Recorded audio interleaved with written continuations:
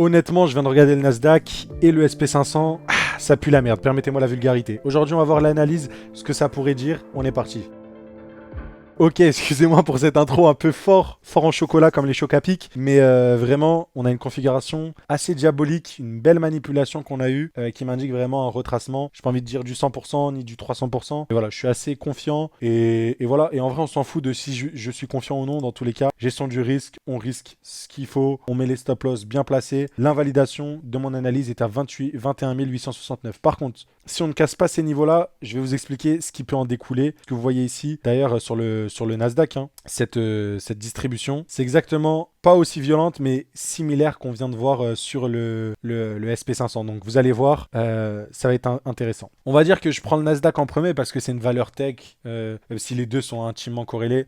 On va dire que c'est la valeur tech qui se rapproche le plus des cryptos, qui impacte le plus les crypto-monnaies. Mais voilà, assez simple, c'est le pattern classique. On commence en daily, c'est prise de liquidité. En plus, vous la voyez, hop, prise de liquidité et inversion de la structure. Ok. Donc là, techniquement, le pattern basique, ce serait ça.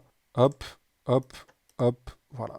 Ça, le trade, si tu veux, il ressemble à ça environ. Mais bon, le RR, il est en dessous de 1. Donc c'est à peu près ça le trade.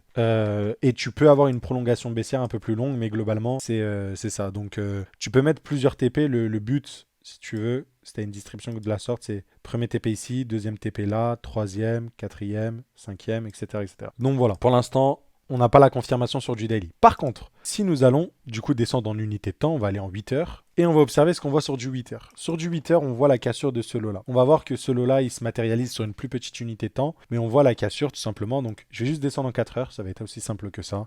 En 4 heures, on casse ce lot-là. Donc techniquement, on est baissier, on vise un minimum à ce niveau-là et on a dit quoi? On avait dit vu que ça va se matérialiser, si ça se matérialise en daily, on peut viser ça. Donc là, ça fait à peu près ça, la position et l'analyse sur le Nasdaq. Très beau ratio reward, très belle position. Ce qui est ultra intéressant, c'est qu'on a eu le break un jeudi. Donc là, le vendredi, je pense que ça va... À l'heure où vous allez voir la vidéo, ça risque de s'accélérer potentiellement. Si ce n'est nous offrir une potentielle ouverture comme ça, je pense pas, mais voilà. Et après, ce sera le week-end. Et après, il faudra attendre dimanche, je crois que c'est 22h de chez nous, je crois, ou minuit, 23h, je sais plus, pour que ça réouvre. Tout simplement. Mais en gros, ce qu'on voit sur le Nasdaq, c'est une distribution qui nous donne des targets d'environ ces niveaux-là. Et en plus, ça correspond à la zone de support ici. Pour moi, c'est la première zone de support, cette dizaine de là, globalement. Donc voilà. Par contre, si jamais on est sur ce que je vous racontais, pour ma part, je pense que le retracement global, le top qu'on a connu avec là la guerre des tarifs, ici, pour moi, c'est un high protégé. Et là, on est en train de faire un nouveau high protégé. Que ce nouveau high protégé va offrir la nouvelle jambe baissière. Cette nouvelle jambe baissière, c'est assez audacieux de ma part de dire qu'on va faire un nouveau plus bas. Je pense pas. Je pense qu'on va venir retravailler les supports. Et les supports, je le dirais environ dans ces environs. Je dirais autour des 18 533. Je pense qu'on va revisiter ces zones-là, si ce n'est retracer de manière plus violente. Hein. Si ce n'est revenir vraiment sur support pour de vrai. Pour ma part, c'est ce que je vois, ce que j'observe à l'heure actuelle. Vraiment des signes baissiers.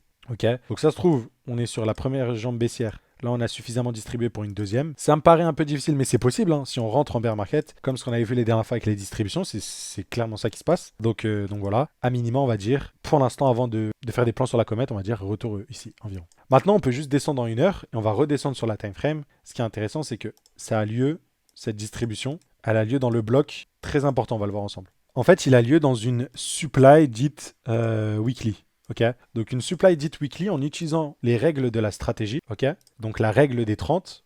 On va diviser notre unité de temps par 30. Donc une semaine, c'est 7 jours. 7 jours, c'est 7 fois 24. 7 fois 24 divisé par 30, ça fait 5,6. Au lieu d'aller en 5,6 heures, on va aller en 6 heures. Et là, vous allez voir que le pattern est magnifique. Dès que je vais en 6 heures, je vois parfaitement la distribution, juste là. Et ça, c'est un setup clé qui nous indique un retracement pour ma part. Donc en plus de ça, quand je corrobore avec la stratégie, on voit que ça colle parfaitement, donc c'est magnifique. Et je pense qu'en fait, du coup, cette reprise ici était juste une dernière prise de liquidité, surtout quand on le voit avec, c'était quoi, c'est en daily qu'on voyait la manipulation. Et encore une fois, peut-être que je me trompe et vous avez le stop loss en gros ici. Par contre, si j'ai raison, on va s'accélérer à la baisse pour ma part, ok. Donc voilà. Et du coup, ça corrobore avec la vidéo de ce matin sur les cryptos où j'ai l'impression qu'on distribue de partout.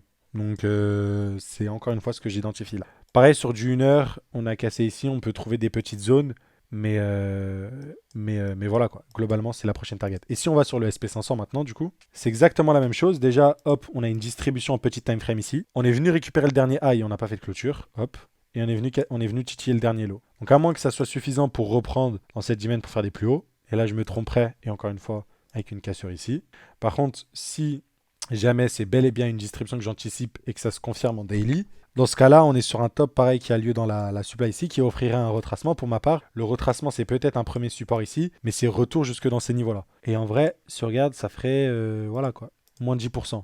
Moins de 10%. Si on fait un peu la corrélation Nasdaq SP500 pour avoir un peu une idée, si vous voulez. Moins 21% sur le SP500 si on regarde sur le Nasdaq. Donc 21% sur le truc. Et sur le Nasdaq, c'est un peu plus volatile en vrai. Même si en vrai, en fait, le truc, c'est que c'est à peu près similaire parce que les Max 7, c'est toutes des boîtes tech. Donc ouais. Mais voilà. Et après, avec la corrélation crypto, c'est un peu plus violent parce que si on regarde le mouvement par rapport à Bitcoin, pareil, derrière, ça ouvre. Et c'est ça le plus terrifiant en fait si jamais c'est assez violent. Donc on parlait juste là où le Nasdaq a fait... Ah, en vrai c'est plutôt similaire en vrai. Hein. Plutôt similaire. Bon bah voilà, si on compte une dizaine de pourcents, après ici, voilà, ça ferait un retour ici. Par contre sur Ether, pour donner un ordre d'idée, pareil ça collerait, moins 20%, ça ferait un retour ici. Donc tout semble coller à peu près dessus. Donc voilà. Et d'ailleurs cette analyse, je l'ai envoyée à ceux qui sont dans l'accompagnement, notamment Coinbase. Ils avaient l'analyse parfaite. Et là je leur ai envoyé celle du Nasdaq. Donc là vous allez, si demain normalement elle sort à temps la vidéo, vous allez pouvoir profiter d'une partie normalement de l'analyse. Donc c'est cool. Et voilà, si jamais vous voulez jamais manquer et toujours avoir à temps, n'oubliez pas, vous pouvez nous rejoindre. Et surtout le plus important, c'est pas d'avoir l'analyse, c'est d'apprendre la stratégie et d'être autonome. Donc voilà. Globalement sur le Nasdaq, ça crie. Sur le SP500, ça semble crier pareil. Donc pour au moins un retour dans cette dizaine de là, je dirais. Voir jusque ce niveau-là. Donc on va voir ce que ça va donner. Est-ce qu'on est bel et bien sur un bear market aux États-Unis? On verra. En tout cas, sur Nvidia, l'une des dernières analyses, cette distribution a été complètement cassée. Mais encore une fois, on peut très vite, si vous voulez, s'inverser avec la cassure du dernier lot. Si on regarde Microsoft, si jamais c'est la direction que ça prend, on est sur un potentiel top en distribution juste là. Donc ça voudrait dire un retracement. En vrai, il y a un gros gap qui serait sain à venir combler sur Microsoft. Donc voilà. Si je regarde Amazon, pareil, on a eu la même distribution que sur le Nasdaq. On est revenu, on va dire, proche de la supply. Donc voilà, faudra observer. Si on regarde Apple, c'est pareil, hein. Beaucoup moins solide que les autres. Belle réaction ici. Potentielle distribution en double top. Donc voilà. Et dans l'ensemble, voilà, c'est tout ce que je voulais dire à peu près. Globalement, ça ressemble à des distribs. On verra ce que ça va donner. De toute façon, on va être OP vendredi. On va voir comment ça va clôturer. Peut-être que je me trompe. Sur le DAX, j'ai l'impression qu'on est en distribution aussi sur le top. Sur la low time frame, on a cassé des choses importantes. Donc ça pourrait indiquer, voilà. Bon, ça part un peu dans tous les sens le DAX. C'est pour ça que je fais attention.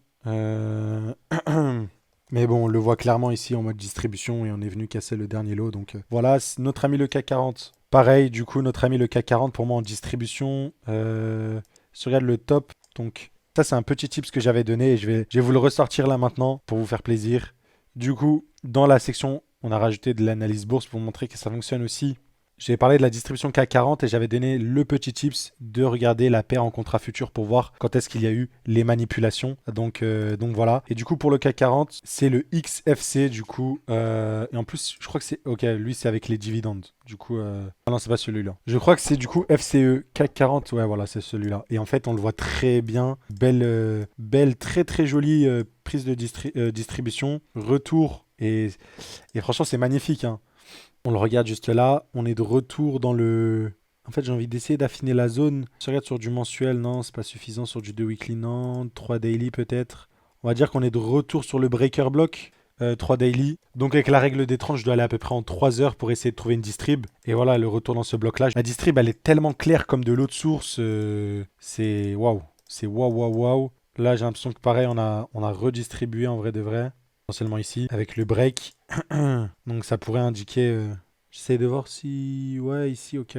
Avec un validation ici, quoi, à peu près. Nous indiquer une continuation baissière. Et en fait, c'est une distrib là qu'on voit sur du court terme qui peut se traduire sur, globalement, la grosse distrib. Voilà, quoi. Si on regarde ici, c'est en 12 heures, c'est gros. Globalement, la grosse distrib à l'origine du mouvement baissier, pareil, elle a duré... On regarde, hein. 20 jours. Bon, sur du plus long terme, on voit que ça durait plus longtemps. Là, si on regarde, on est sur 18 jours. Donc, on est quand même sur un beau range. Donc, globalement, si on continue à baisser, d'ailleurs, cette dimension ne réagira pas. C'est un retracement plus profond qui nous attend et un potentiel. Pour ma part, en tout cas, je pense qu'on va bien venir chercher ces EQL. Donc, je dirais que ça serait la target. Sur du court terme, bien sûr, on n'oublie pas, on pourra très bien se retourner ici Donc, prendre des profits partiels, bouger le stop loss, etc. Mais sur le CAC 40, voilà, c'est un nouvel indice qui nous est indiqué. Donc pareil, cette petite analyse, je l'ai envoyée encore une fois dans le Discord. Donc n'oubliez pas, si vous voulez apprendre la stratégie et accéder à toutes ces analyses, vous pouvez. Bref, en tout cas, sur la vidéo, on aura fait un bon spectre de toutes les valeurs traditionnelles, SP500, DAX, tout ça. Donc, je vous ai partagé mon biais, les niveaux d'invalidation. On verra ce que ça va donner. Je vous souhaite donc une agréable journée. Rejoignez-nous encore une fois si vous êtes sérieux. C'est 12 mois de bonheur à nos côtés encore une fois. Et à très très vite. Ciao, ciao.